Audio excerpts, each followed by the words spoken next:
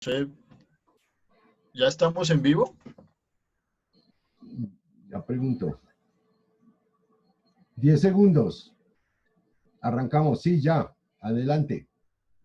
Bueno, muy buenas tardes para todos. Primero que todo, excusándonos por no iniciar a las 4 de la tarde. Tuvimos algunos problemas técnicos de conexión, pero finalmente ya estamos hoy aquí con ustedes. Bienvenidos a todos. Les agradecemos su paciencia y que estén pendientes de este primer espacio de diálogo en torno al problema del patrimonio o del arte rupestre. La idea con esta sección de Boyacá Visible es empezar a generar también un espacio de reflexión en torno a la cultura como un eje fundamental para el fortalecimiento de los territorios. En el día de hoy tenemos un invitado que me parece a mí es muy importante para este tema que vamos a tratar, que es el arte rupestre. Se trata de Guillermo Muñoz, una de las personas que tal vez más conoce sobre el tema, no solamente en Colombia, sino me atrevería a decir yo en Latinoamérica. Una persona que se ha interesado muchísimo por cuestionarse en torno al patrimonio rupestre en este país, en un contexto cuando el patrimonio rupestre era visto un poco por encima del hombro por parte de la arqueología y de otras ciencias, y que en este momento pues ya han, digamos, ya está en el nivel de investigación en que se encuentra hoy en día, en el cual pues ya hay muchos profesionales que lo están trabajando. El día de hoy vamos a conversar, o Guillermo va a conversar con respecto a un trabajo que ha venido haciendo durante largos años y que se concretó una gran parte en el año 2013-2014, con un inventario que se hace del patrimonio rupestre en el municipio de Sogamoso, eh, como parte de un proyecto que desarrolló la Fundación Piedra Alta, el grupo que lidera Guillermo, que es el grupo GIPRI, que es el grupo de investigaciones sobre pintura rupestre, y en convenio con la alcaldía de Sogamoso. Entonces, Guillermo, bienvenido para nosotros y para mí siempre será un placer poder conversar y poder tenerlo a usted eh, hablándonos sobre un tema que a mi modo de ver apasiona y es muy importante para el territorio boyacense. Y bueno, eh, le doy la palabra. Bueno, pues mil gracias de verdad, Carlos. Pues es interesante que podamos tener esta ocasión de conversar sobre las manifestaciones estéticas, sobre el tipo de trabajo que dejaron los indígenas y que muy seguramente corresponde a distintas etapas del poblamiento.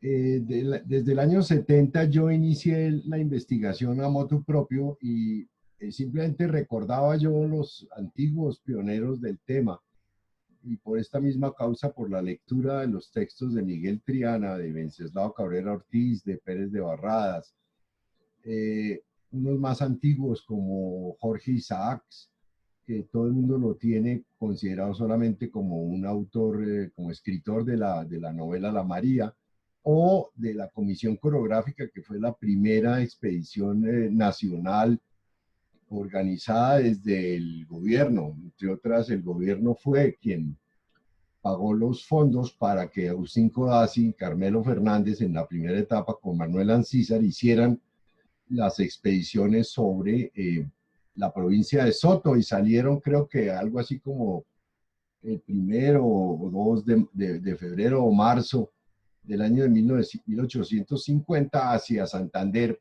tratando de encontrar muchas cosas. En primer lugar, la geografía del territorio. En segundo lugar, determinar los sitios productivos, las distintas concentraciones humanas, las variedades de los pobladores, las culturas que habían en ese territorio y también para empezar a valorar el arte que habían dejado o las manifestaciones de tipo estético que habían dejado los indígenas. Y obviamente se encontraron con sitios como la Piedra de Saboyá, muy cerca allí a Chiquinquirá, y luego en la zona de Mongua y de la zona de Guillermo, sí. Ven, me están diciendo que no se está escuchando. Espérame un segundito porque algo debe estar ocurriendo. Espérame, ya les preguntamos a los que están Bueno, haciendo el enlace. Sí, porque parece que no se está escuchando. o que Entonces, tengo que permítame un hablar más segundito. duro, tal vez, de pronto, eventualmente. No, que hay una interferencia, que hay otras personas hablando, no tengo ni idea. No, no, no, no, no. Aquí no hay más que la tuya y la mía en el audio, no hay más que dos personas, o tú o yo, y nadie más. Y Francisco tiene y el video y el sonido cancelados. Ya, no, espérame un segundito, ya solucionamos.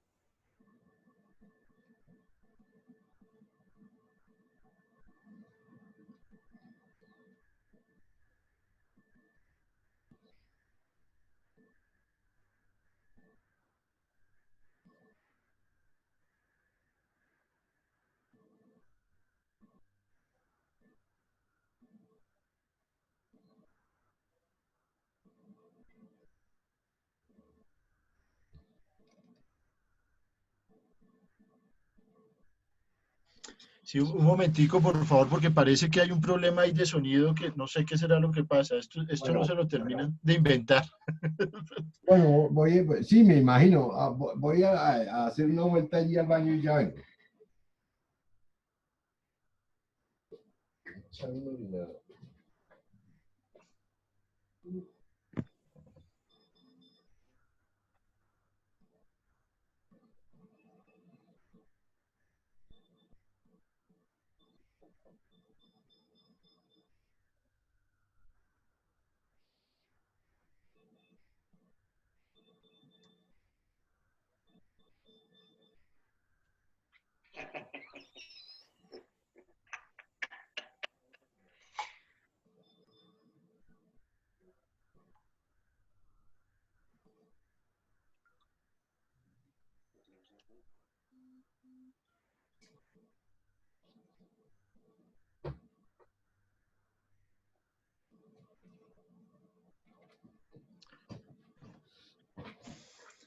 Espérame un segundo porque esto no está funcionando. Espérame un segundito, ya No, no, no solucionamos hay el tema. problema, no hay problema.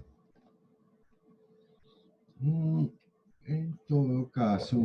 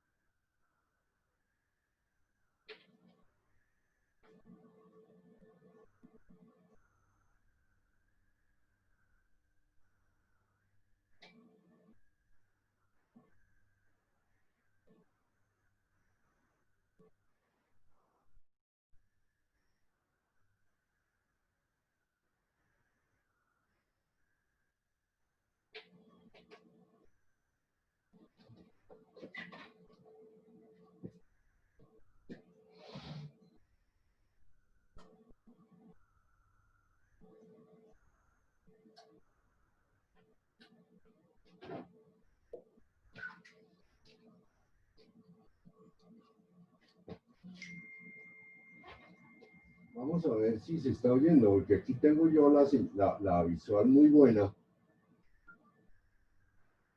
pero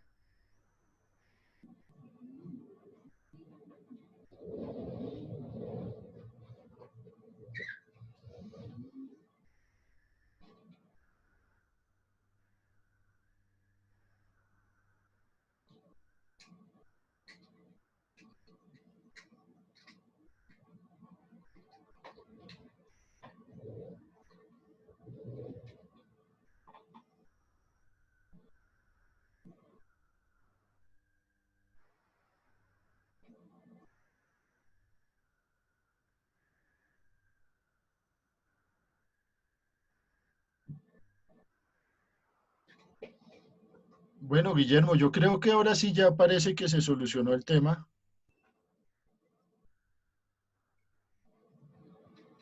Vamos a ver entonces.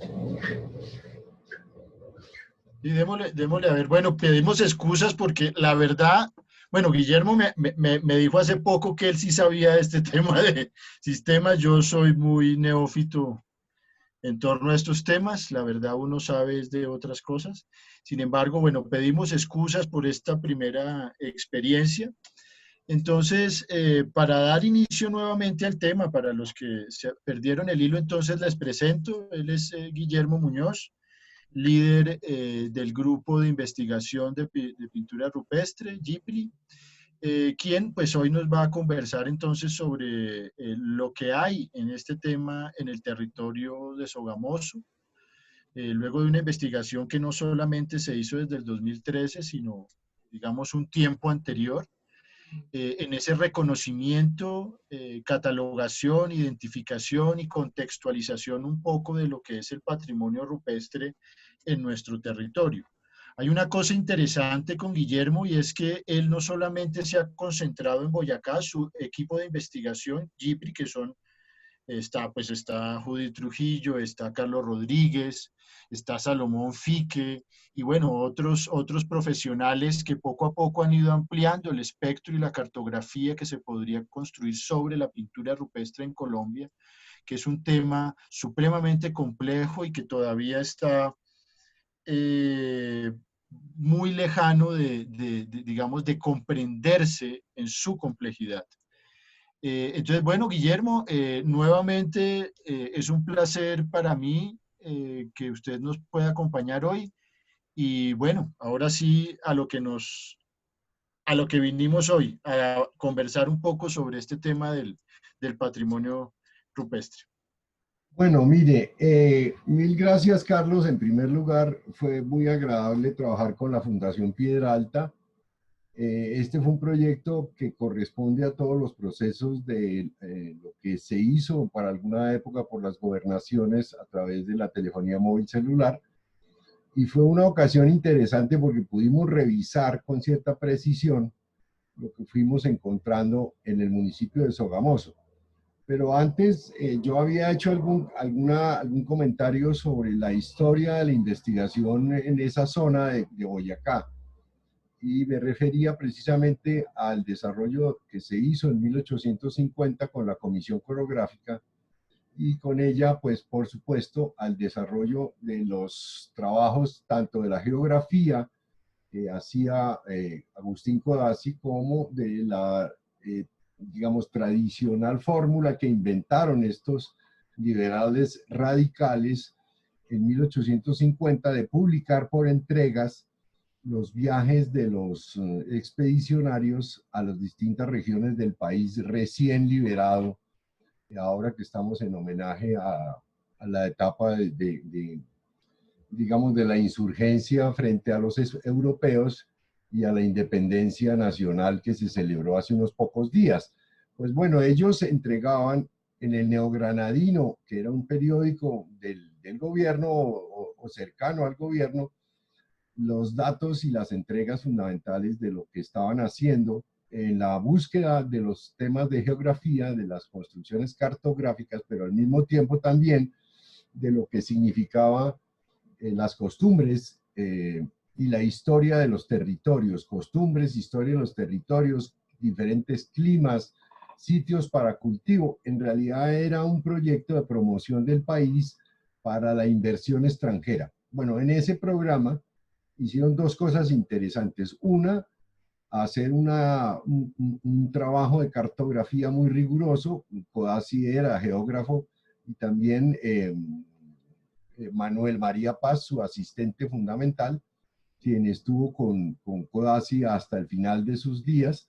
1858-59, y él fue precisamente el que terminó el trabajo cartográfico cuando muere Codazzi en el pueblo del Espíritu Santo, en las cercanías de Valledupar. Bueno, pues vamos, yo les quiero compartir el trabajo que se hizo en Sogamoso, y mientras tanto vamos mirando algunos de los aspectos que corresponden al, al asunto de la investigación allí en Sogamoso. Bueno, pues en primer lugar, lo que decía es que ya tenemos algunas referencias de las zonas de Boyacá, y un segundo momento de registro de esos sitios de arte rupestre lo hace Miguel Triana de una manera muy poco usual. Miguel Triana termina por hacer una investigación como resultado de las entregas de sus amigos. Él era un ingeniero de vías y como sus amigos le llevaban materiales, uno de esos materiales fueron materiales del pueblo de Ramiriquí, donde aparecían pinturas en un gran adoratorio que llamaron ellos y también en la zona de la zona de Ramiriquí y de Gámeza, que la había ya registrado la Comisión Coreográfica. Bueno, vamos a mirar entonces algunos de los textos, de los materiales y las cartografías para que ustedes se den cuenta que ya desde 1780 empezaron a aparecer los dibujos de los cartógrafos de la época, tratando de mostrar un poco cómo era la geografía del territorio de Sogamoso. Y tenemos muchos materiales interesantes, como este, por ejemplo, que muestra que la cartografía era una cartografía con la estética y con las tradiciones del territorio de los europeos en la división de los distintos, me imagino, encomiendas y resguardos, además de que ahí están determinados los pueblos, ¿no? Esto se encuentra claro en la sección de mapas y planos, con ciertas referencias. Quien quiera mirarlo podrá ver. Igual este mapa corresponde también al sector de, pongamos aquí esto, ver en pantalla completa para que nos quede mejor. De tal manera que ustedes pueden observar un poco como la distribución que fue ya el periodo colonial, en donde está Tibasosa y donde está también pues Sogamoso.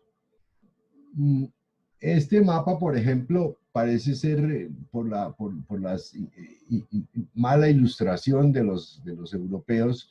Probablemente esto lo hacía un escribano que no había tomado curso de dibujo, hacía unos mapas bastante elementales que bien podrían ser mapas como de niños, ¿no?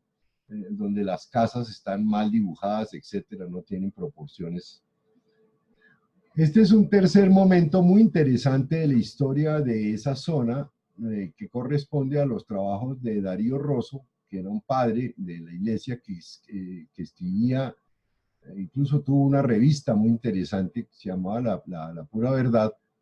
Y entonces Darío Rosso es un ingeniero, igual que el padre de Santa María Puerto, que hicieron trabajos sobre la mitología y la escritura de los chipchas. Esto al lado derecho. Al lado izquierdo están los trabajos de las descripciones que hizo el Silva Celis, uno de los arqueólogos más importantes de Boyacá, que fue el creador no solo de procesos de excavación y de desarrollo de investigación en Sogamoso, sino también del salvamento de algunas áreas, de trasladar algunos monumentos indígenas, estatuaria de algunas regiones, y llevarlas allí al museo.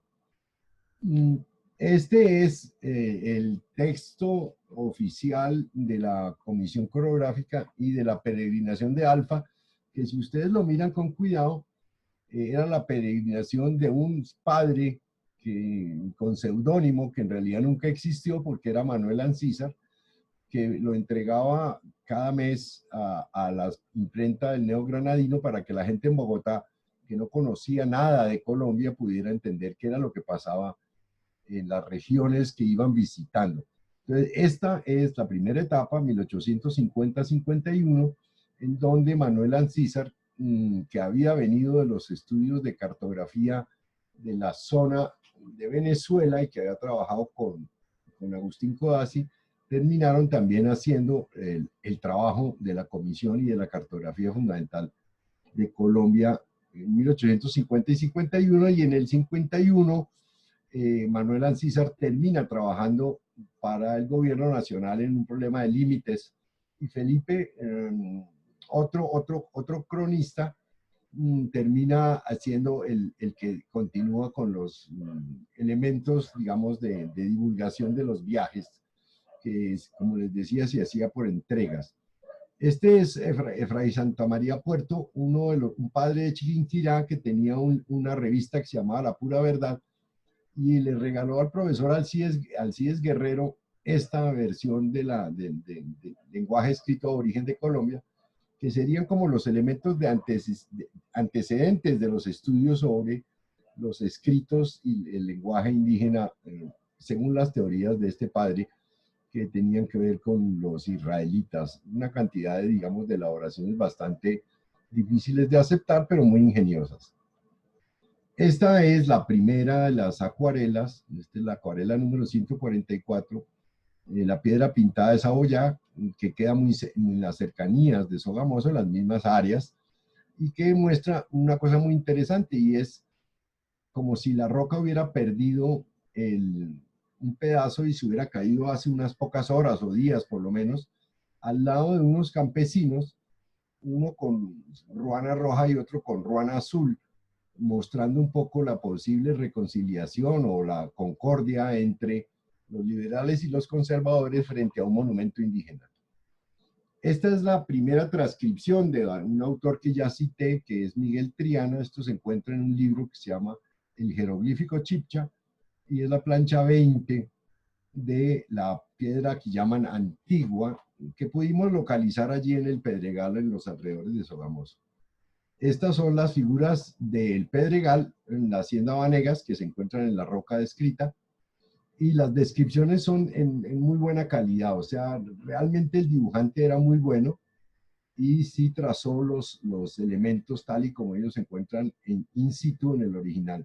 Esta es la zona de estudio, en la zona Pedregal Bajo y Pedregal Alto, que revisamos. Este es el área general de todo el territorio que estuvimos revisando potrero a potrero, roca a roca, hasta encontrar un número importante de yacimientos donde los campesinos indígenas prehispánicos dejaron pintados sus elementos formales, su estética particular.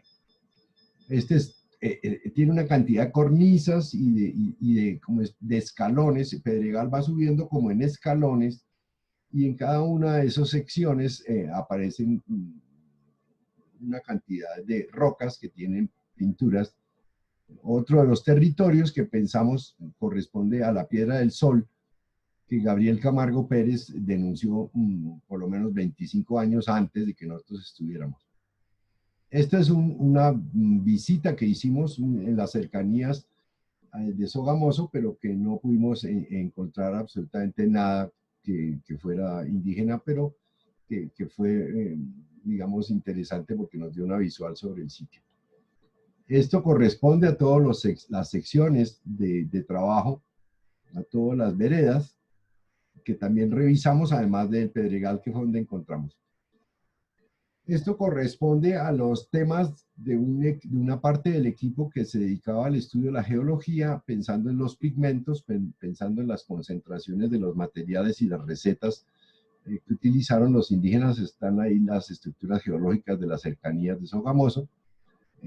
Al lado de la carretera se alcanzan a ver todas las fracturas y los doblamientos de los sedimentos, probablemente por presiones muy antiguas, antes de la presencia humana, de la formación del relieve de toda esta región. Y aquí lo que interesante son las materias primas que están en torno a las secciones que corresponden a la producción de ladrillos y tejas.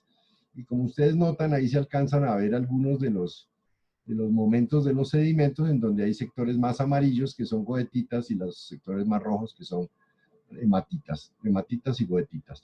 Bueno, hay unas piedras que los campesinos allí en las zonas que producen alfarería y cerámicas, ellos llaman la piedra chica, ¿no? Que es una piedra muy particular que tiene que ver con el desarrollo de los pigmentos. Los pigmentos en las mismas rocas, los pigmentos en las fuentes de las materias primas están aquí visibles. Se alcanzan a ver las concentraciones de óxidos que tienen estos barros, porque estas son pastas cerámicas, ¿no?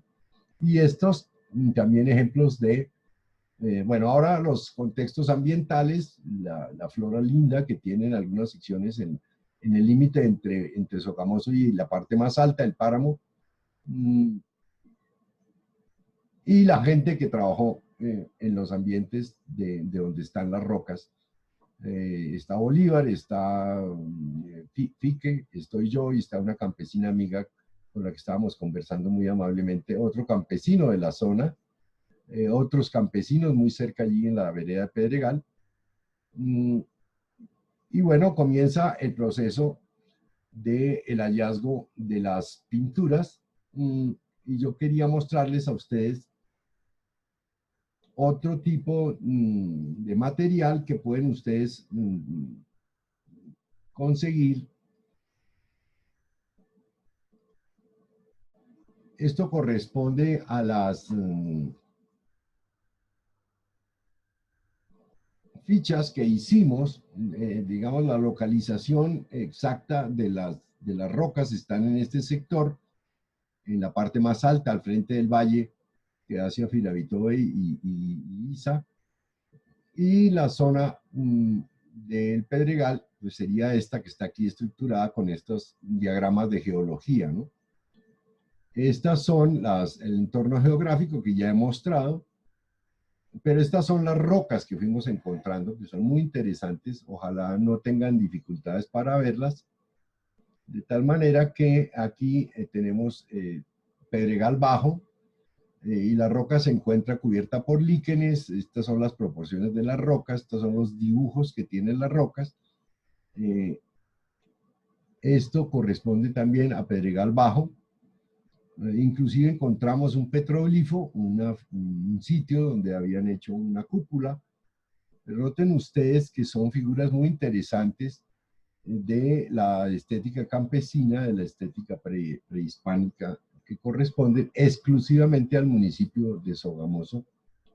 Esto también es el otro mural, la piedra número 7, el esquema general y un detalle de las pinturas. Aquí unos afiladores que encontramos la presencia de unos talleres de herramientas pequeños. Esto corresponde a otras pinturas del sector ya, otra área, pero también del Pedregal Bajo. Sobre todo y fundamentalmente estas son muy interesantes, perdón, estas son muy interesantes, que las que están en el centro, donde hay unas figuras raniformes y unos círculos, etc. De todos estos materiales los pueden ustedes encontrar en el archivo del municipio de Sogamoso, y si no tienen acceso, pues nos escriben a nosotros y nosotros les enviamos todo el material, pues porque esto no es un material, digamos, privado, ni mucho menos, sino un material público. Este es el tipo de estructuras que vamos a encontrar. Esta fue la parte alta, la parte derecha donde está Salomón, es donde se encuentra el cáliz que fue ubicado por Gabriel Camargo Pérez, el historiador, que se interesó por la investigación histórica tanto allí en Sogamoso como en Pesca y en Mongua y en los municipios de esa área. Estas son otras de las rocas ya del sector 1, o sea, este es el código Boyacá Sogamoso 01, zona 01. Estas son las rocas que fuimos ubicando con pinturas. En la que está en el medio, esta que está aquí, que estoy indicando con el cursor, corresponde a un mural y a unas pinturas que trabajó Juanita Arango para su grado de pregrado en el Centro Nacional de Restauración y se graduó como restauradora, que es un personaje que debería estar asociado allí al municipio y al departamento para el trabajo, con mucha experiencia sobre el manejo de arte rupestre, pero al parecer no ha conseguido el modo de tener vínculos con estas instituciones, lo cual es lamentable. Y seguimos mirando, estamos ya en la roca 19, la roca 20. Cada una de estas rocas pues tiene un modo de aparecer, una estructura, un tipo especial de representaciones, algunas muy desvanecidas, otras más o menos visibles, perdidas en el potrero, y nadie las conoce, solamente algunos de los campesinos que tienen vida en este lugar. Ahora, hay gente que han empezado a comprar predios privados y pues han empezado a hacer, digamos, algunos deterioros en estos sitios. Muchas de estas rocas pues tienen algunos dibujos, otras un número importante de dibujos, otras están simplemente allí esperando ser cuidadas y ser reconocidas como parte de la estética y del pensamiento complejo de los indígenas.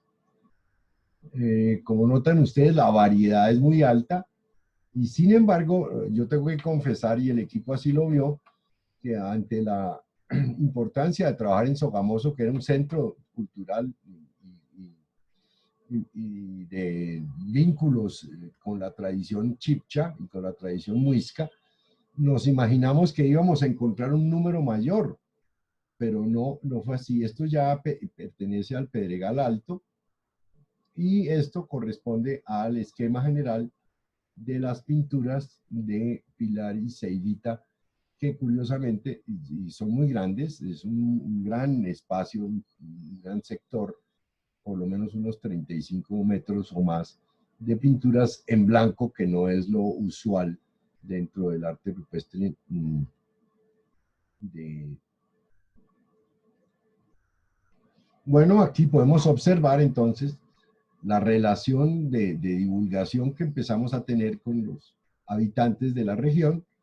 No solamente tuvimos muy buenas amistades, sino que encontramos cosas muy interesantes. En primer lugar, y eso nos llamó mucho la atención, las diferencias de los predios entre los campesinos, por lo menos de Pedregal, no suelen tener alambre de púas ni divisiones con perros, ni son agresivos, sino que están abiertos a todos. Todos los campesinos saben en dónde está su tierra, cuál es su potrero, cuáles son sus propiedades, y cada uno cultiva en su sitio, pero no hay necesidad de poner ni divisiones de potreros ni alambre de púas. Así que es muy fácil caminar por Pedregal Bajo y Pedregal Alto sin ninguna dificultad, como sí sucede en algunas otras regiones en donde hay propietarios que llenan estos de alarmas e incluso de cosas de alambres con electricidad. Aquí los perros son mansitos y no hay alambre de púas ni división de potreros como suele hacerse en otros sitios. Eso nos llamó mucho la atención, que no es lo usual dentro de lo... Estos son nuestros amigos, los dueños de las fincas, que nos iban a visitar, a conversar con nosotros, y mientras una persona hacía el trabajo, alguno de nosotros se dedicaba a conversar con el dueño de la finca, con el encargado, y bueno, volvemos a mirar Pilar y Seivita, que es uno de los sitios más interesantes, bastante descuidado porque la gente va allá a hacer grafitis, pero estas son las pinturas que ustedes pueden observar en este espacio tan extraordinario. Hemos hecho varias expediciones a Pilar y Seivita y nos hemos dado cuenta que incluso en alguna época alguien, no sé de qué manera, estaba tratando de pintar esto con esmalte carmelito oscuro y alcanzó a deteriorar algunos sitios. Esta es ya la pintura que hemos visto de el cáliz, que muy seguramente corresponde a un sitio de fiesta donde los campesinos celebraban algún tipo de rituales, que ahora miraremos con más detalle. Esto es lo que hizo Miguel Triana en la zona que llama él la Piedra Antigua, que es esta, con unos dibujos muy distintos a los dibujos tradicionales de distintas áreas del altiplano, ¿no? Estas es las figuras que ya hemos visto de Miguel Triana, pero ahora en la versión original. Esto fue lo que trabajó Juanita Arango. Su tesis de grado en conservación fue sobre este yacimiento. Y bueno, algunos sitios en donde las pinturas están muy desvanecidas, aquí tuvimos que hacer un trabajo de fotografía muy riguroso para poder observar ciertas manchas, pero no es fácil diferenciar los dibujos. Esta es la zona donde pensamos en la pintura del Pedregal, ustedes ahí alcanzan a ver la proporción de las rocas con respecto a la persona que está ahí, que no sé si soy yo. Eh, esta zona tiene un espacio muy interesante porque pensamos que en este lugar se realizaban las fiestas famosas, rituales o tradicionales de San Pascual Bailón. En primer lugar, no sé si todos tienen alguna idea exactamente en qué consiste. Cuando yo comencé a tener clases en la universidad, Antonio Nariño, me apareció un personaje muy interesante que es José Ferney. Y José Ferney me dijo que por qué no le dirigía yo su tesis, porque él era estudiante de danzas. Entonces, ¿por qué no le dirigía una tesis sobre la fiesta en San Pascual Bailón? La verdad era la primera vez que yo oía, yo me imagino que esto debió ser 1990 o algo así. Y entonces empezamos a trabajar la fiesta de San Pascual Bailón, a interesarnos en este tema. Observen ustedes, esto ahora no es muy común, pero en la cabeza de la niña y del niño hay figuras y algunas, para algunas épocas, eran figuras que tenían vínculos con el arte rupestre. Eran figuras pareciera derivadas de algunos de los motivos tradicionales que estaban pintados en las rocas y en las paredes que acabo de mostrar. Entonces, en los últimos años, alguna cofradía ha venido dirigiendo las fiestas y ha venido cambiando un poco las estéticas, cambiando los motivos. Según Jorge Ferney, cuando fuimos nosotros a ver las primeras fiestas de San Pascual Bailón, invitados ahí en Monguí, vimos que había mucho festón y mucho color brillante, y después inclusive incluyeron luces de Navidad y tal.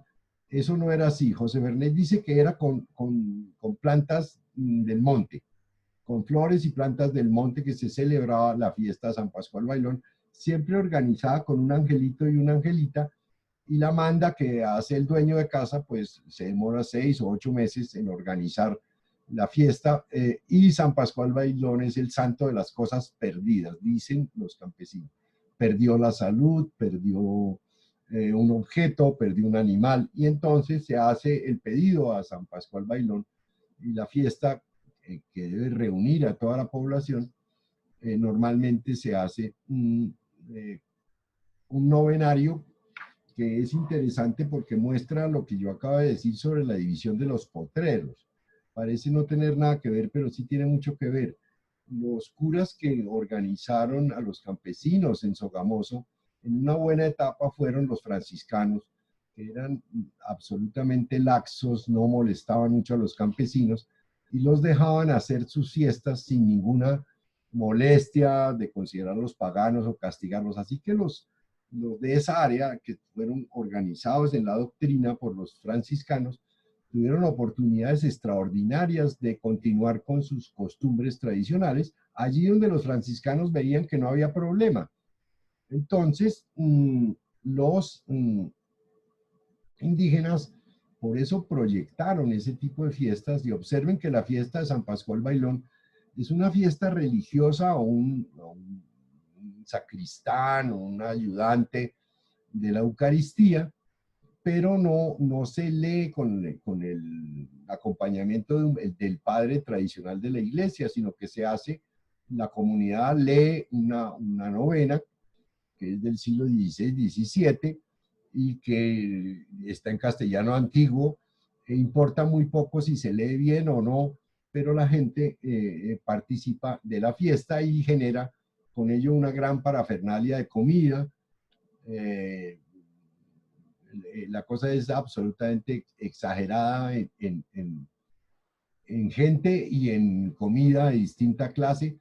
Se hace una comida, digamos, de ollas, sancochada, sopas para las noches, y el día se hace carne asada, que probablemente tiene que ver tiene que ver con algunos temas relativos a el mundo de la celebración de la luna, lunar, y de la celebración probablemente solar. Sobre eso, en el informe que se presentó a Sogamoso, a Piedralta y a la gobernación y al municipio, pues hay un texto escrito sobre Sogamoso y después un artículo publicado en Europa sobre las fiestas de San Pascual Bailón. Si ustedes tienen algún interés en leerlo, pues con todo gusto les enviamos el vínculo. Este es San Pascual Bailón, el patrón de la Eucaristía, e incluso creo que en Bogotá no solo hay una iglesia en la 170 San Pascual Bailón, sino que también el Congreso Eucarístico se hace a nombre de San Pascual Bailón, y nada de raro que tenga que ver con las tradiciones indígenas y franciscanas en sincretismo unidas, que se fueron prolongando con ciertas tradiciones hasta que las mismas cofradías empezaron a dirigir la vía de los motivos y el orden de la celebración, y se desdibujaron las posibilidades de que los campesinos autónomamente hicieran su trabajo como lo sabían de tiempo atrás.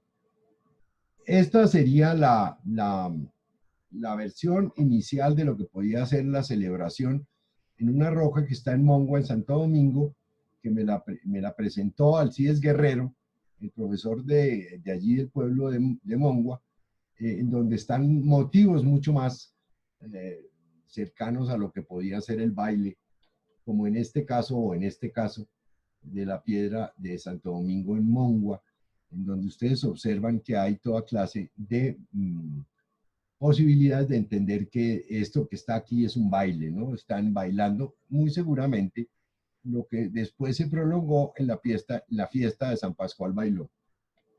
Bueno, aquí las reuniones finales del proyecto, María Estela González de Pérez, Juanita Arango, Felipe, su marido, y yo sentados en la cafetería del Museo de Sogamoso, celebrando una de las charlas que habíamos ido a hacer allí y celebrando también la entrega del informe final que fue evaluado en el ICANN con mérito, ¿no?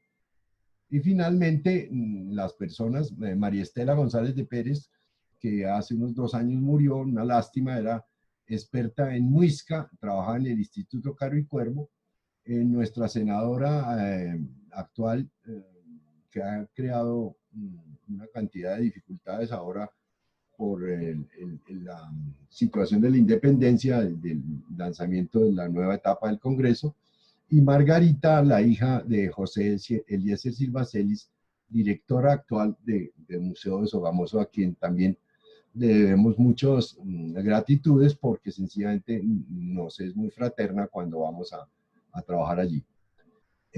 Por último, los trabajos que se hicieron con la comunidad, el grupo de Piedralta organizó distintas sesiones de apropiación del trabajo y de los materiales, y con los campesinos pues estuvimos preguntándonos qué tantos nuevos sitios había. Y bueno, la verdad que revisamos con precisión lo poco que encontramos. Es muy posible que algunas de las rocas se hayan quedado por fuera, no sabemos porque tampoco el tiempo que se usa es más de 5 o 6 meses en los cuales estuvimos asistiendo semanalmente a la búsqueda de estos lugares, con el patrocinio de Piedralta y con el apoyo de Bolívar, nuestro chofer magnífico que nos acompañó a todos los sitios. Estas son las regiones. Este es la zona del crucero, en la laguna. Y finalmente con los muchachos primero con los campesinos, se hizo un trabajo de unos conversatorios, unas relaciones muy fraternas con ellos, y finalmente con los niños se hicieron talleres para mostrarles algunos de los elementos de las pinturas que estaban allí y que recién les he mostrado a ustedes. Finalmente, estos son los resultados de buena parte de los trabajos de los muchachos, que tienden a ser más naturalistas que los que hacían los indígenas, que eran más abstractos, ¿no? Y mil gracias, muy amables. Si hay alguna pregunta, con todo gusto.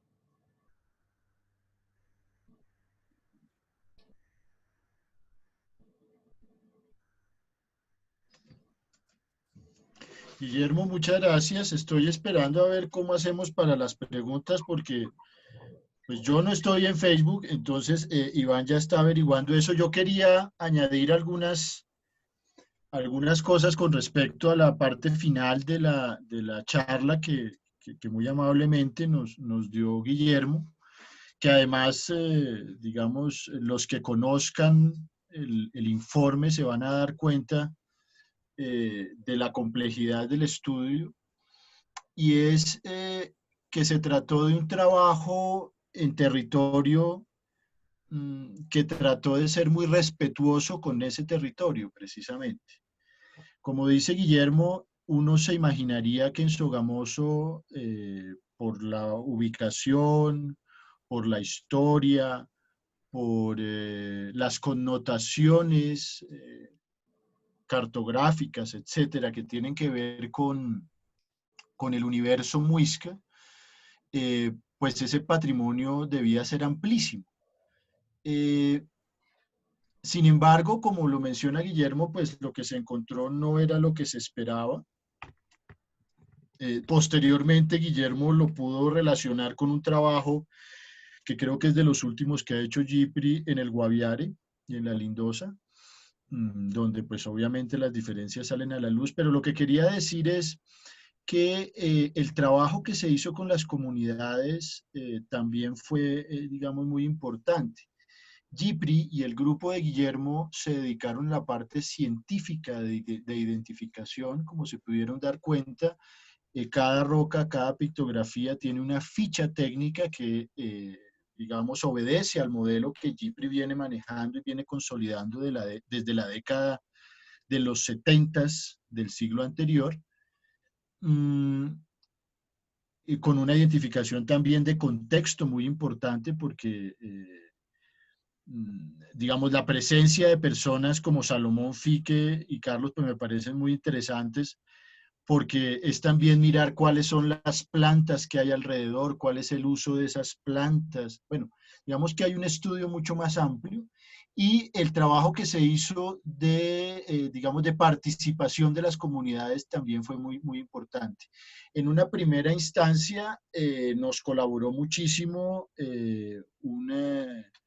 digamos, una persona que se ha preocupado por el patrimonio rupestre en el territorio de Sogamoso, como lo es Jaime Susunaga. Nos colaboró muchísimo trabajando en algunas zonas con algunas comunidades campesinas, no solamente en el tema de identificación, sino en el tema de generar diálogos horizontales con esas comunidades para, eh, digamos, observar cuáles son las connotaciones patrimoniales que esa pintura rupestre tiene hoy. Porque como lo dice Guillermo, estas pinturas rupestres no, digamos, no están congeladas en el tiempo y el espacio, sino que hacen parte de una cotidianidad campesina, y en ese orden de ideas, pues también nos interesaba muchísimo conocer qué función cumplen actualmente dentro de la cartografía cultural del territorio. Para nadie es un secreto que estas pinturas asociadas, estas rocas asociadas a las pinturas en muchas de las veredas tienen que ver con la piedra de las luces, con la piedra del diablo. Bueno, digamos que están rodeadas de un sinnúmero de elementos de la tradición oral que la hacen muy importante hoy en día y que enriquecen ese acervo patrimonial como referente de memoria y de identidad en el territorio. Y las últimas fotografías que nos mostró Guillermo tienen que ver con un trabajo que se hizo especialmente con, digamos, ese lo hicimos entre mi hermano y yo, Ismael Carreño, y yo, Ismael, como psicólogo y magíster en derechos humanos, y yo pues como alguien, digamos, en el trabajo de investigación social del patrimonio. Se hicieron unos trabajos en 7 escuelas rurales del municipio, en las zonas donde mayor acumulación se identificó de pintura rupestre, y en otras no tanto, en donde también se dialogó horizontalmente con los niños. Y esos resultados que mostraba Guillermo de esas pinturas que realizaron los niños tienen que ver también con unos espacios de diálogo con ellos. Contándoles, hilando con ellos relaciones con este patrimonio, porque una de las ideas que tenía Piedra Alta en su momento y que seguimos teniendo los que trabajamos en ese bonito proyecto, eh, es que el patrimonio cultural es un bien común, y en ese orden de ideas no hay unos investigadores que llegan a decir que es ese patrimonio, sino que llegan a conversar con esas comunidades para entender. ese patrimonio. Y eso a mí me parece que este trabajo es bastante, bastante interesante. Guillermo, yo quería preguntar, ya que estamos esperando a ver, Iván, cómo hacemos con el tema de las preguntas de las personas, porque vuelvo y repito, no estoy en Facebook. Y es, Guillermo, en su mirada alrededor de lo que pasa en torno al patrimonio rupestre en Colombia, que sé que usted tiene conocimiento de otras regiones del país, digamos, ¿cómo observa el estado actual del patrimonio rupestre en Boyacá?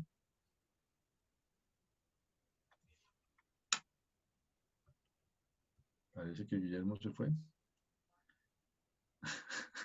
Guillermo. Yo estaba tratando de monitorear un poco.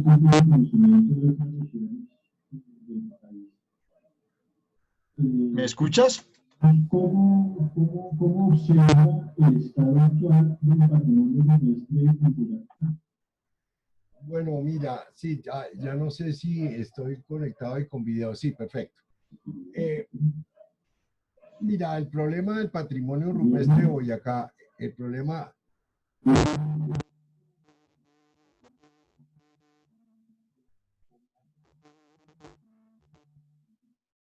Tienes que suspender ahí si yo te estoy escuchando bien, pues está.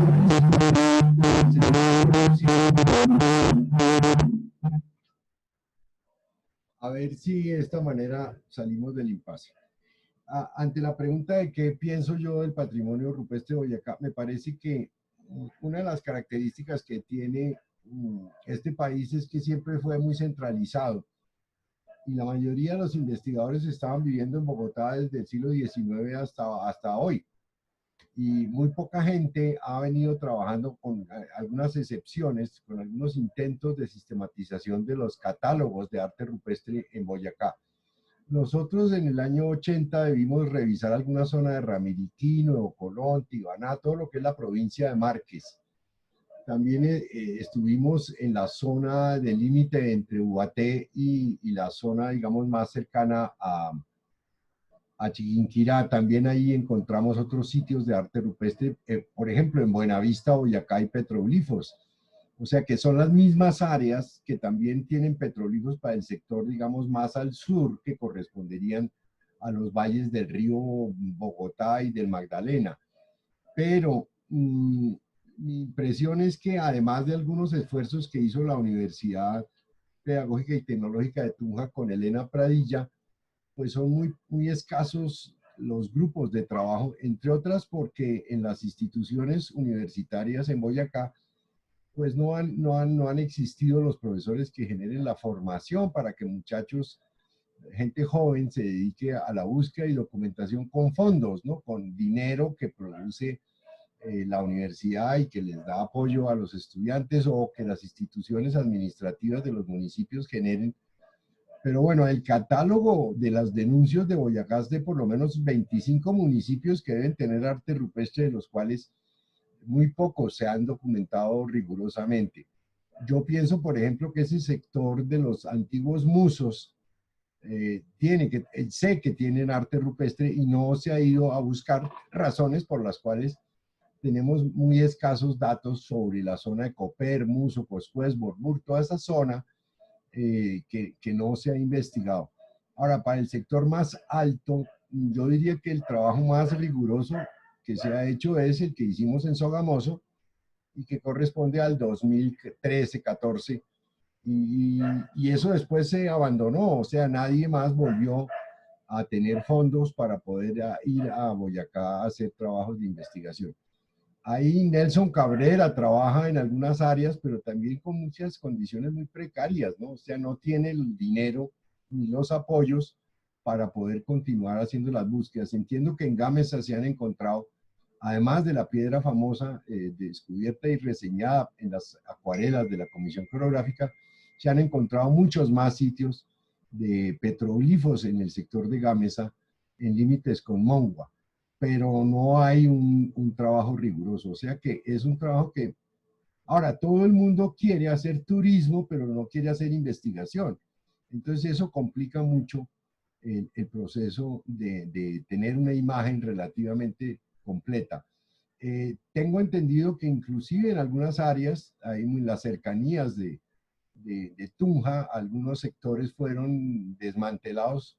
Alguien vendió la piedra y alguien, un picapedrero, vino y destruyó la piedra para construcción, y en esas rocas había pinturas, ¿no? Muy cerca ahí a Farfacá, en un sitio que Miguel Triana llamaba El Colegio, que entre otras, yo pienso que debo tener el dato por acá. Eso se llama, además de las pinturas de Firavitoa, las pinturas de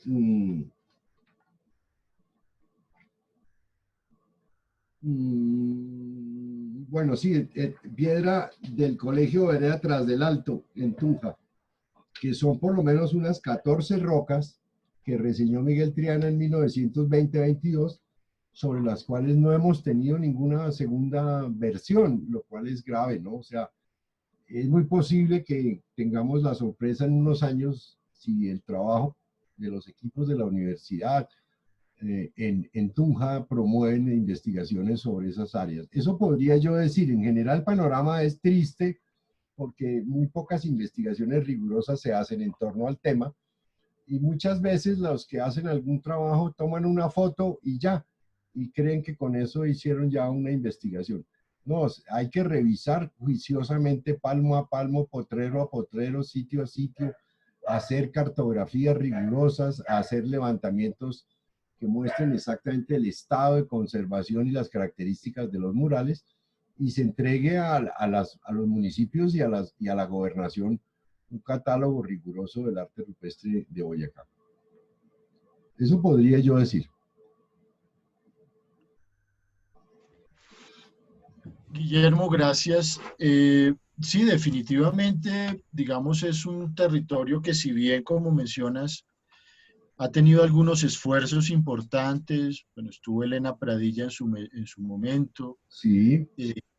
En este momento, pues hay otras personas como Pedro Argüello. Bueno, otras personas que se han dedicado al estudio de esto, pues todavía, digamos, los procesos son muy incipientes, y definitivamente la voluntad política que existe en torno al apoyo a estos proyectos es muy mínima, teniendo en cuenta la gran riqueza que hay, ¿no? No hace falta sino recorrer territorios como, por ejemplo, Ventaquemada, la vereda Montoya y todo lo que es muy cerca a la Laguna Verde, pues está repleto de pinturas que vuelvo e insisto, y como para responder un poco una pregunta que me envía aquí Mario, que precisamente es de Santiago González, que le envío un saludo. Es una persona que ha estado muy interesada en este tema y que nos une un vínculo interesante de confraternidad en estos problemas de la cultura. Y es que esas investigaciones, digamos, no solamente no están las identificaciones hechas con toda la rigurosidad científica como las realizan, por ejemplo, ustedes, sino que además se adolece de investigaciones que tengan otras perspectivas con respecto a la pintura rupestre en relación a esas cotidianidades campesinas, ¿no? Hay un caso muy particular que me pasó a mí haciendo una investigación precisamente en Ventaquemada, en donde tú sabes que hay un camino que une a Ventaquemada con Turmequé, un camino muy interesante.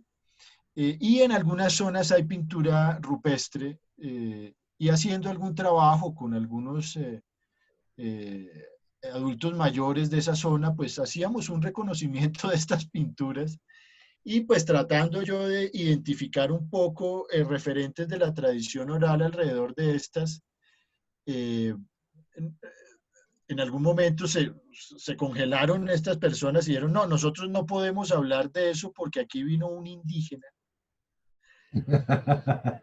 y nos dijo que lo que nosotros mencionábamos con respecto a las rocas no era, estábamos equivocados. Eso a mí me parece muy preocupante como investigador porque, digamos, también interrumpe un poco tradiciones que vienen de casi 80, 100 años, Claro. que rodean a estas rocas, ¿no? ¿Cómo ves tú, digamos, ese tema de las otras perspectivas que se podrían tener con respecto a la presencia de estas manifestaciones rupestres en los territorios campesinos? Yo pienso que es muy desigual en todos los sitios. O sea, para responder una parte de la pregunta inicial, yo podría decir, de lo que se trata ahora es de interesar a las instituciones para que se hagan investigaciones en muchas áreas, o sea, en caminos. Me hiciste recordar la importancia de entender todo el proceso de las redes de distribución de los recursos que los campesinos utilizaron desde periodos precolombinos. Lo que nosotros llamamos caminos reales, en realidad originalmente eran caminos indígenas y muy seguramente transformados y readaptados, reacondicionados por los españoles, sobre todo para el manejo de los animales, ¿no? De los caballos y las bestias en general. Lo segundo es la dificultad que tenemos con tantas etnias que debieron poblar el territorio. Es decir, normalmente siempre uno se hace la imagen de que el mundo indígena y campesino prehispánico era homogéneo y parece que no. Es decir, que habían secciones. Se sabe, por ejemplo, que Sogamoso y Duitama tenían ciertas características, pero yo pienso que Ramiriquí tenía tanta historia y tanto poder como lo que podía tener en la zona de Sáchica, que muy seguramente tenían otro tipo de grupos que, si bien eran relativamente cercanos, tenían diferencias. Eso hace pensar que las primeras etapas del poblamiento de la zona de Boyacá, sobre las que no hay aún en este momento más que las referencias de los hallazgos de las excavaciones de Silva Celis, deberían ampliarse por un lado.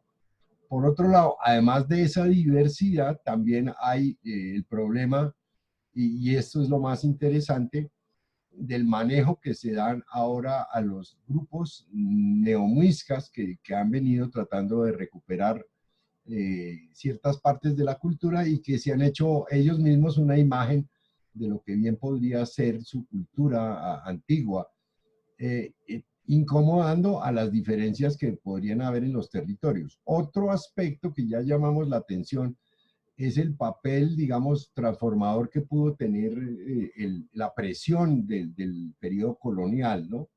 Es decir, no todos los territorios fueron martirizados por los indígenas en la misma proporción. Por eso decía yo, una de las características más interesantes del manejo del territorio y de esa zona del Pedregal en Sogamoso es que ahí no hay, sino ocasionalmente por algún propietario nuevo, muros de propiedad privada, grandes cercas, gasto en alambre de púas, sino muy al contrario, está abierto a todo el mundo y cada uno conoce en qué sitio y de qué sitio a qué sitio va su potrero. Vuelvo y le insisto, tampoco hay perros bravos. Entonces eso da una imagen muy interesante de que la gente es más tranquila, tiene menos interés de mostrar su poder personal y privado, y probablemente eso no coincide con los sectores de los límites de Cundinamarca con Boyacá, por la zona norte de Ubaté hacia Chiquinquirá, donde ya toda esa zona de Saboyá, donde ya están mucho más, porque ahí fue presencia de dominicos, y entonces probablemente las presiones culturales fueron mayores, y esas distinciones del poder y honra y prestigio español, como el de manejar caballos, el de tener una gran hacienda de hartas hectáreas y mostrar una especie como de ánimo de ser nobles, probablemente heredado de lo español, pues hace que sean mucho más agresivos que lo que no sucede en Sogamoso. Por otro lado, yo diría que lo nefasto es que mientras no existan investigaciones rigurosas en etnohistoria, en etnografía, en Archivo Histórico Nacional, pero por sobre todo que no se conozcan bien los territorios, que no se hagan las investigaciones pertinentes en cada área, pues la imagen se hace muy difícil y se vuelve homogénea como si los muiscas de todos los territorios fueran lo mismo. Y también como si todas las culturas del altiplano fueran semejantes y equivalentes y todas estuvieran al comando de Sogamoso, o de Tunja o de Ramiriquí, que serían los centros de desarrollo más interesantes. Piensen nomás en los baños del cacique de Baganí, que hay en las cercanías de Genesano. En Genesano hay una cantidad de sitios muy interesantes que no se han investigado, que se debieron desbaratar mucho porque pues los campesinos van de todas maneras, quieras que o no, cambiando los sitios, y muchas de esas áreas de historia precolombina pues se han venido desarticulando y perdiendo. Las columnas, por ejemplo, de Valletá, las columnas de Sáchica, las columnas del sector de Villa de Leyva, pues muestran un desarrollo muy interesante de grupos que tuvieron un típico y particular un modo de construir con piedra y estructuras monumentales, como las que encuentra uno en Puente Camacho o en la zona esta de Boyacá, en donde también hay áreas donde hay pinturas rupestres, pero que no han sido investigados. De Puente Guayas, por ejemplo, hacia Ramiriquí, pueden haber, no sé, 40, 50 rocas, de las cuales están reseñadas unas 20. Eso hace que no tengamos una imagen completa del territorio. Ahora, el que los indígenas de otro territorio vengan a decir cómo pensar o cómo entender, pues es una pelea característica del dominio y del poder de ciertas secciones que han venido mostrándose como neomuiscas y que tienen sus propios intereses y que entran, claro, inmediatamente en conflicto con la tranquilidad del campesino, que siempre ubicado, como lo dije en Sogamoso, es menos agresivo que cualquiera de los campesinos de otros territorios.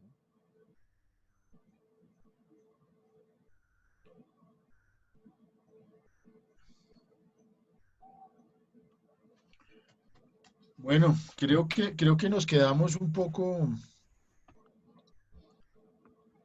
creo que no está transmitiendo, Alan. No, yo sí creo que sí, porque yo lo estoy monitoreando acá, por eso es que me voy hasta acá y vuelvo y lo miro, y sí siento que están monitoreando. Yo estoy monitoreando acá y aparecen, ahí estamos, tal cual. No hay problema, puedes continuar. Otra inquietud de pronto.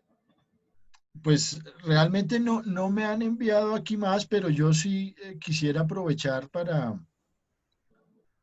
ya ir cerrando. ¿Sí, sí se escucha o no? ¿Usted Yo qué tiene monitor? Bueno, A ver, ¿me escucha, Guillermo? claro, perfectamente, desde aquí, claro.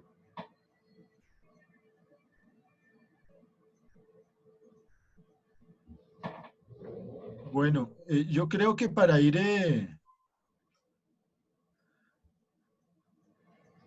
ir cerrando el tema, ¿sí me escuchas?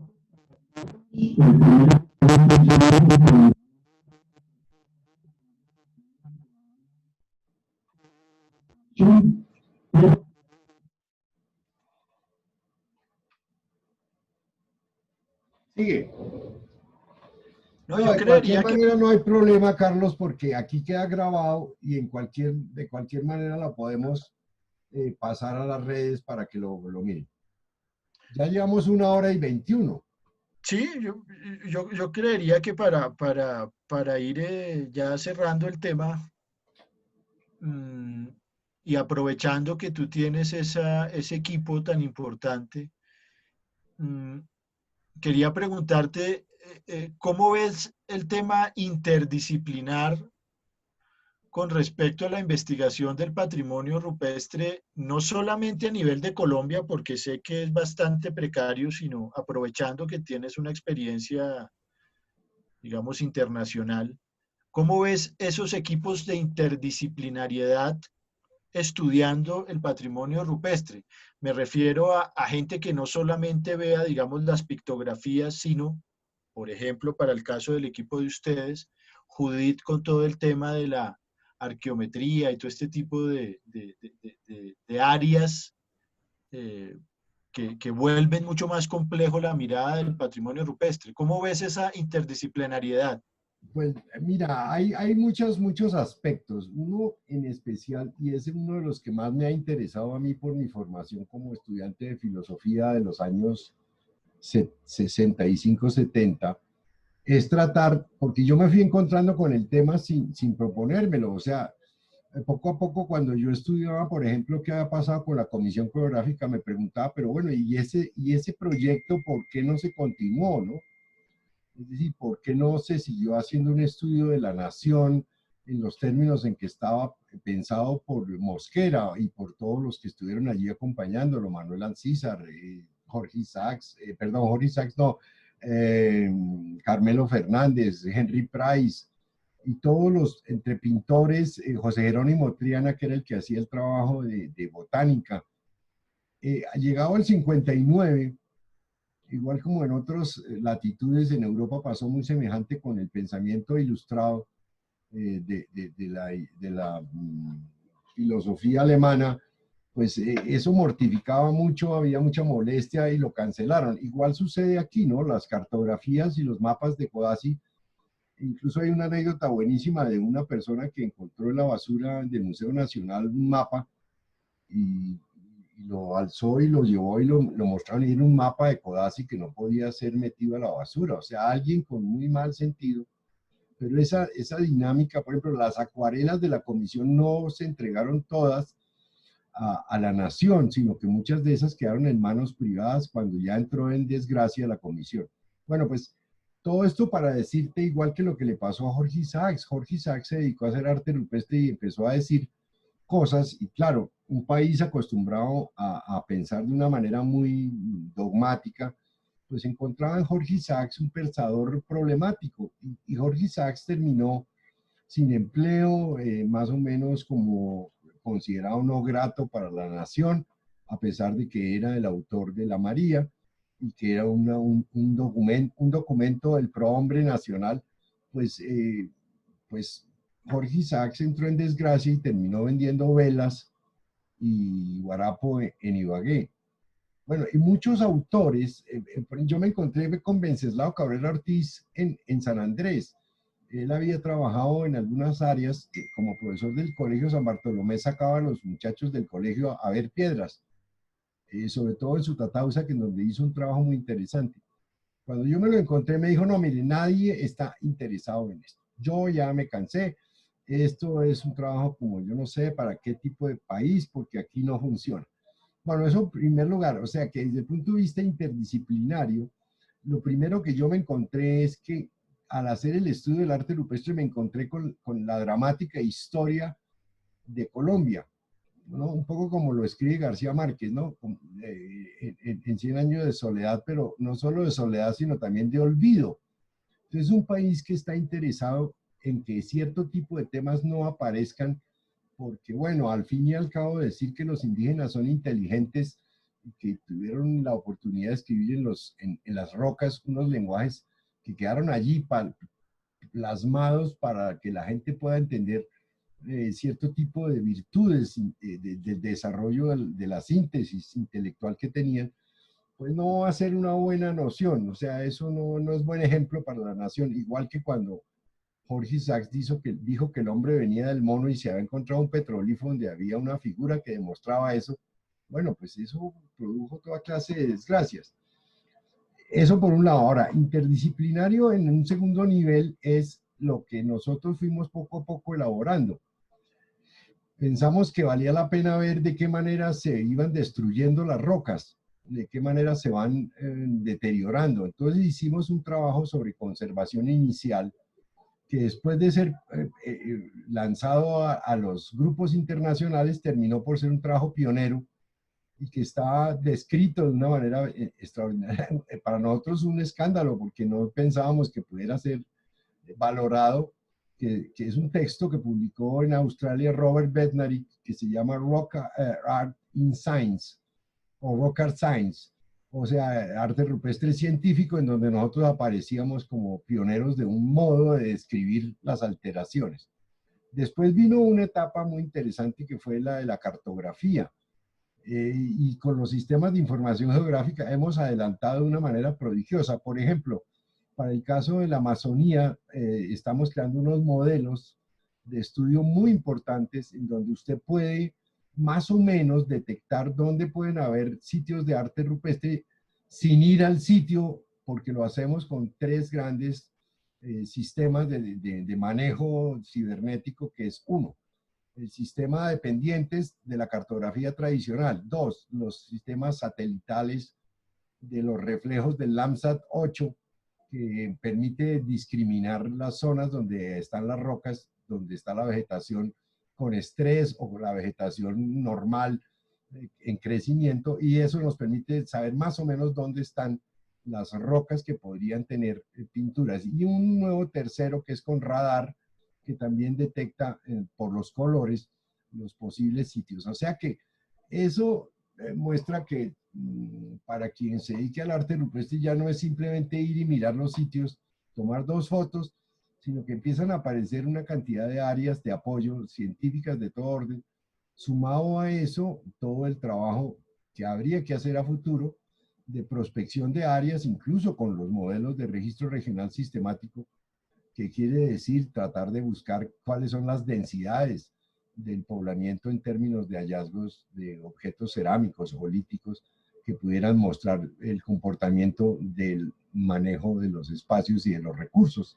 O sea que tenemos ahora la historia de la investigación y los debates sobre las interpretaciones, que es otro problema interesantísimo, ya no solamente vinculado con antropología y arqueología, sino con teorías, con formas de desarrollo de la epistemología y de las discusiones contemporáneas sobre la semiótica y la semántica, o las discusiones sobre la cultura y sobre el sistema estético, que de alguna manera se ven involucrados en las discusiones filosóficas. O sea que estamos frente a muchos aspectos que unen distintas ciencias y áreas del conocimiento, que tiene que ver con la historia y con las ciencias naturales, ¿no? Eso podría yo decirte. Al final es muy interesante porque termina uno conociendo muchos temas y muchos aspectos de la historia de la ciencia a nivel internacional, ¿no? Definitivamente, definitivamente. El problema, Carlos, es que no hay plata para eso. No, pues digamos, uno de los motivos por los cuales, digamos, nos tocó, la palabra de moda, ¿no? Nos tocó reinventarnos, Sí, es buscar otras alternativas, porque como veníamos trabajando, pues era muy desgastante la gestión de los recursos, no solamente la gestión, sino la obtención de los recursos. Bueno, todo el trámite que hay que hacer es supremamente desgastante, y lo más triste es en qué terminan esas investigaciones. claro, sí. Porque, como te digo, a nosotros uno de los requisitos fue entregar dos copias del informe completo, Que eso vale un billete. empastadas y no sé qué, para que estuvieran en la biblioteca. Lo hicimos muy juiciosamente. A mí me han llamado, y no te miento, me han llamado por lo menos unas 15 personas que saben que Piedra Alta, digamos, a través de Piedra Alta se hizo la investigación, y que no encuentran el informe final en la alcaldía. Les digo, vayan a la biblioteca, muy seguramente ese Avivato que dices tú ya se llevaría las copias, Sí, claro. ¿no? Entonces, lo más triste es que esos resultados quedan como en el limbo, porque uno pensaría, bueno, ya tienen un inventario de patrimonio rupestre, creo que la fase que debería seguir es un plan de manejo arqueológico para las zonas, etcétera, y eso, tú revisas el plan de ordenamiento, planes de desarrollo, eso ellos como si no hubiera existido absolutamente nada. Eso además a nivel legal es un detrimento patrimonial en términos de recursos, ¿no? No, incluso un delito por parte de las administraciones de detrimento patrimonial. Pero mira, lo interesante es esto. Cuando nosotros emocionados en una etapa en el año 98 presentamos un proyecto al ministerio. Recién empezaba, no, estaba en transición entre Colcultura y el ministerio, presentamos el modelo metodológico. Eso ha dado para toda clase de situaciones. La primera, nosotros presentamos el material y cuando llegamos a la entrega final ahí en las oficinas del ministerio, dijeron, no, no, no, no, no, no. Ustedes tienen que hacer 6 o 8 copias empastadas y tal. Entonces dijimos, no, pero ¿cómo así? ¿Para qué son las copias? No, para las bibliotecas de Luis Ángel Arango, no sé qué, tal, tal. Entonces nos bajamos con los originales y mandamos a hacer unas copias baratas, lo más malas posibles, y las entregamos. Tengo entendido que sí, algunas de esas las enviaron a las bibliotecas, pero después de todo eso, era el director, el coordinador general era Gonzalo Correa Lurrego. Pasaron como 10 años y alguien del equipo que enemistó con nosotros terminó diciendo que él era del mismo nivel de todos los que estábamos ahí, entonces, y que el informe había que pasarlo era en orden alfabético. Entonces es Martínez Muñoz Trujillo. 1.152 personas. Esa es la primera anécdota. La segunda anécdota es que claro, eso terminó. Entonces dijimos, pero vamos a dictar una conferencia. No, no, no, ¿para qué? 357. Era una exposición pública. No, pero no, ¿para qué? No, ya entregaron, ya. Y nos empezamos a dar cuenta que el ministerio era una organización que le daba la oportunidad a aquellos desperdigados del mundo y les daba una colombina y después de dar la colombina, ahí está su colombina, usted se ganó una platica y no más. Y se acabó el proyecto. Tú miras eso, por ejemplo, en mesitas del colegio. Los alcaldes de un cierto periodo, con algún interés, Ahí toca meter decidieron que nosotros hiciéramos las investigaciones en mesitas del colegio. Y nos la tomamos en serio y encontramos algo así como 2.000 rocas. 2.000 rocas más N cantidad de talleres de herramientas, más un montón de vainas. Y luego hicimos un trabajo sobre caminos y empezamos a cruzar la información de caminos con las rocas. Muy interesante. Hace más o menos como, bueno, después vino ese mismo grupo del que te hablo, se tomó el lugar y montó una exposición para Somos Patrimonio del Convenio Andrés Bello, diciendo que ellos eran los que habían hecho la investigación. Se ganaron una mención de honor en el Convenio Andrés Bello, claro, a nombre del municipio, que era el que concursaba, pero ellos eran los que estaban en segundo y tercer nivel ahí haciendo el trabajo, y aparecieron como unos príncipes. Creo que al municipio le dieron unos fondos o algo así por premio, no sé exactamente, o por lo menos una mención. Y pasaron 10 años después. Claro, como ellos no podían mostrar que lo habíamos hecho nosotros, pero como ellos tampoco habían hecho gran cosa, entonces simplemente se olvidó. Y ahora, como unos 5 años atrás, estuvimos en mesitas del colegio preguntándole a los campesinos que si sabían de arte rupestre, dicen, no, nada, ¿qué es eso? Tiene uno, o sea, 10 años de inversión de 4 alcaldías, 3 alcaldías, que terminaron convertidos en un informe que nosotros tenemos. Ahora, ese gran proyecto de la apropiación presupuestal que maneja Diego Martínez también es una cosa que no ha funcionado del todo. Es decir, él dice que maneja que no son piedras, sino que son gente. Bueno, está bien, aceptamos. La fórmula, como la Coca-Cola, está bien, la chispa de la vida, pero tampoco funciona, ¿me entiendes? Terminó en Boyacá haciendo un trabajo con la supuesta apropiación, que en realidad es la apropiación de Diego, es que los campesinos de los sitios les digan dónde están los murales para que él vaya y tome las fotos. En eso consiste la apropiación. Es así, es así. Está mal. Ahora, él quiere hacer una propaganda de que no es la arqueología, sino que es el campesino, el hombre de a pie, el que va a hacer el proyecto. Pero tampoco funciona porque tampoco le dan fondos. O sea, que queda varado igual, porque a todos nosotros que estuvimos trabajando en patrimonio se le convirtió eso en un asunto de que no quieren que sigamos trabajando en eso. Ahora, ¿cómo van a hacer si quieren hacer turismo de calidad? Yo no veo cómo lo van a hacer. porque lo máximo es que turismo sin investigación es muy complicado. Es decir, te llegan los primeros 2 es años, Disneylandia. te llegan, sí, porque es un engaño, te llegan un montón de gente, si te llega un alemán, un francés, empieza a darse cuenta que todo eso es una fantochada. Y después ya no vuelve nadie más. Bueno, ¿sí vieron el WhatsApp? Sí, claro. No. ¿Qué ¿Sí pasó? vieron el alcance? ¿Cuánta gente hubo? Exactamente 1.357 personas. Lástima que se nos cortó.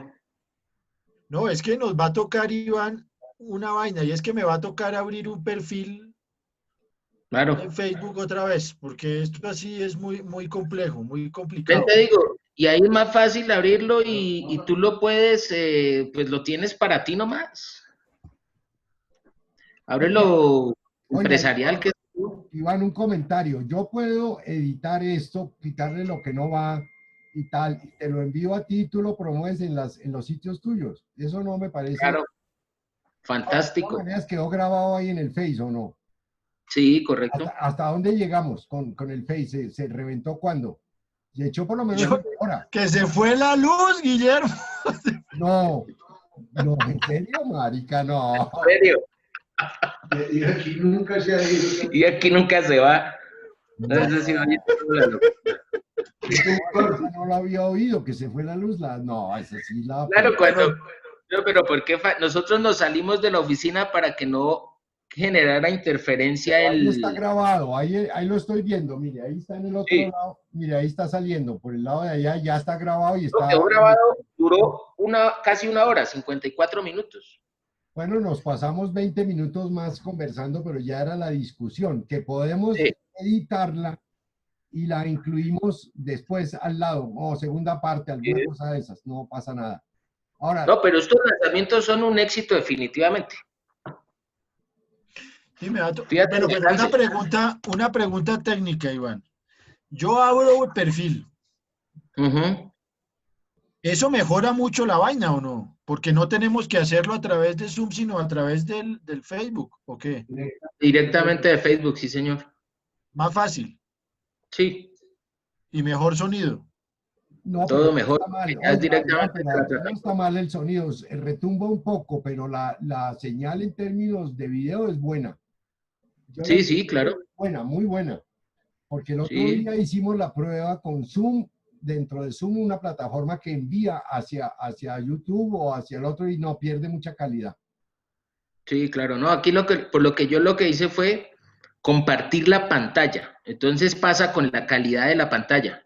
Entonces no estoy utilizando cámara ni nada, pues me da una imagen súper buenísima. Lo que pasa es que aquí yo tengo esto en HD, entonces funciona. Sí, claro. Sí, claro, se ve porque tu cámara es muy buena. Pues es una Hewlett Packard, la última que me pareció la más cara y ya compré esa mierda. Esa tiene que editar. Se le ve muy bien el peluqueado. Y me hable de esa parte. Aunque yo no digo nada porque ¿sabe quién me peluqueó a mí? Mi hija, hermano. No, eso está peor, hermano. Bueno, oigan, se me ocurre, Carlos y Iván, que pudiéramos hacer una más general de Boyacá, podría ser. Otra sobre historia de la investigación del arte rupestre en Colombia. Hay otro que se puede hacer, que es grabar el video, las conversaciones, lo editamos y lo mandamos como lanzamiento estilo documental. Me parece más bonito. Ustedes pueden hacer las secuencias de grabaciones las que quieran, yo hago la edición y lo publicamos. Como publicar un documental, como publicar una charla, me parece genial. Y se publica prácticamente igual que en un en vivo.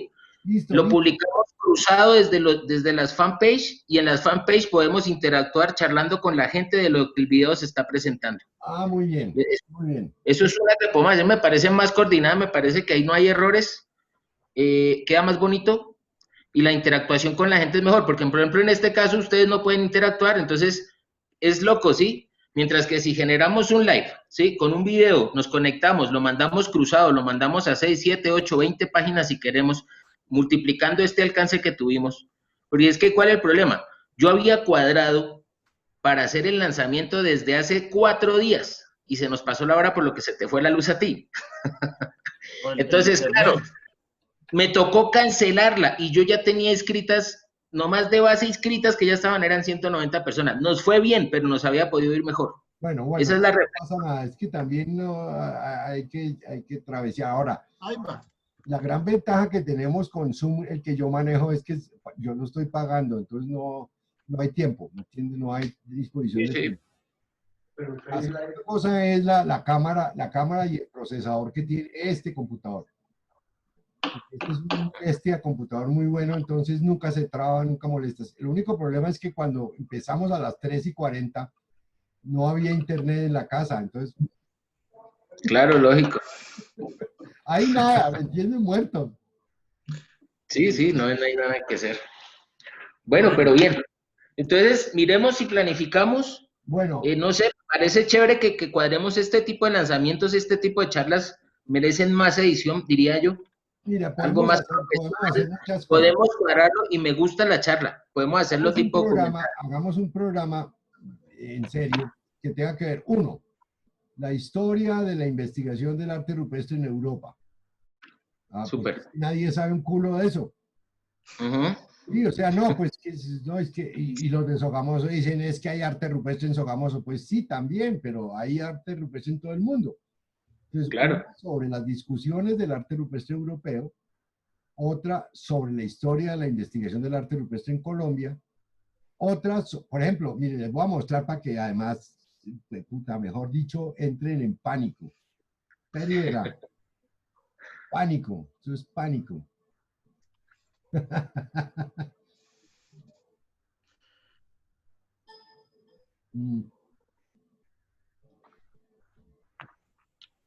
Y les voy a mostrar una vaina absolutamente fuera de todo lugar. ¿Dónde es que está? Ahora que se me hizo esta vaina. Esto no. Esto no. A ver, bajo vainas que no me están molestando y no quiero verlas. Esto no, esto sí. A ver, ¿dónde estoy?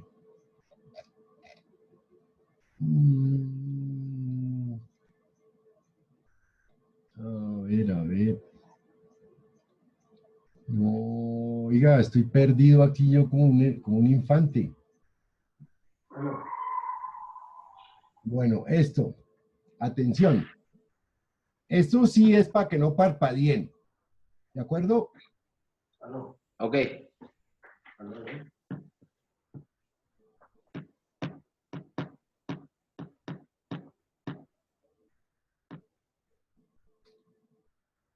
Esto se llama la Serranía de la Lindosa, el Guaviare.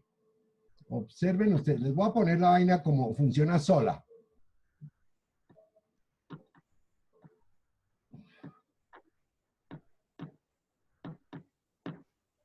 Bueno, ¿y dónde ya llegó a la casa o no?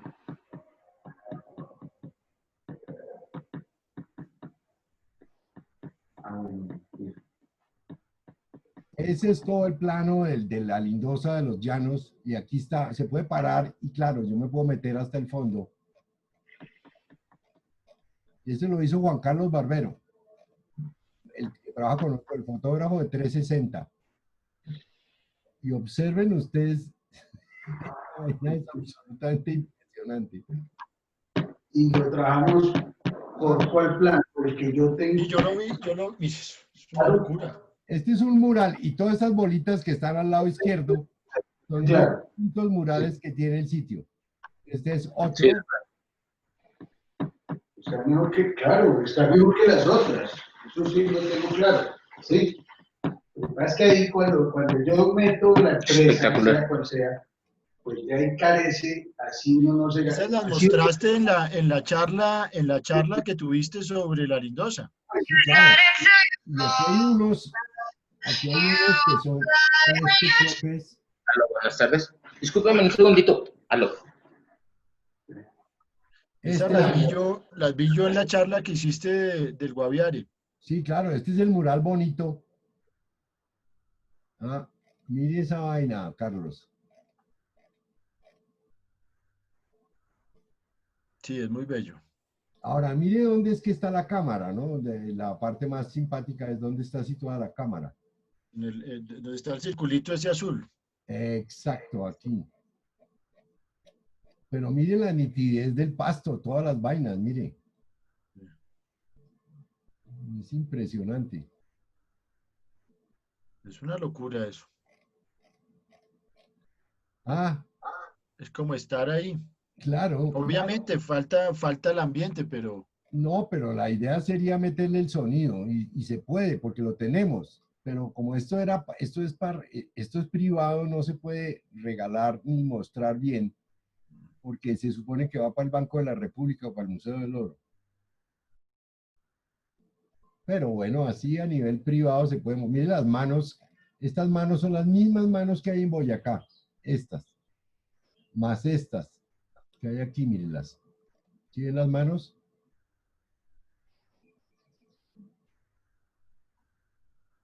hija. Mire. Ahora, nadie puede ver esto que está a la altura de por lo menos unos, ¿qué? 8 metros. Pero sí se pueden ver en las fotografías de 360. Bueno, eso como para que también podamos hacer una sobre la lindosa. ¿De acuerdo? Listo. Entonces, Carlos, tómense apuntes de qué podría ser. Mire, podemos Sí, aquí. presentar algunas cosas de Cundinamarca. Por ejemplo, podemos presentar Cachipay, Choachichi, San Francisco.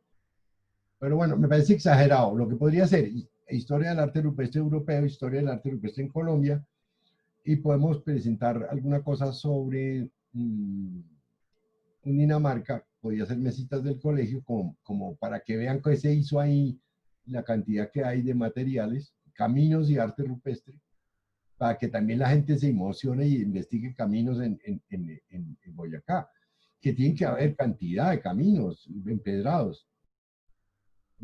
Sí, los caminos reales que llaman acá. Ahora, la parte más interesante que podría promoverse es la importancia y la necesidad de investigar el territorio Vázquez. Esa vaina es, de ahí de Briceño para abajo, esa mierda nadie la conoce. Y eso tiene que estar lleno. Yo tuve unos estudiantes de la Nacional que me llevaron unos petroglifos y me los mostraron así. Mire, ahí están los petroglifos, profe, le encontramos lo que usted estaba buscando. Y Chino, ¿me van a dejar una copia? No, profe, vamos a guardar para nosotros. No me mostraron que las fotos y ya. Pero pues ya sé que eso está repleto. Es decir, todo lo que es el Valle del Río Magdalena, los relieves que hay ahí hay mucha roca y hay muchos sitios de arte rupestre. O sea que todo lo que, de Chiquinquirá para abajo, todo lo que es Copper, Borbur, Coscuez, toda esa zona tiene que tener muchos sitios de arte rupestre. Todo lo que es Furatena, toda esa zona tiene que estar repleta de caminos y de arte rupestre por la gente indígena.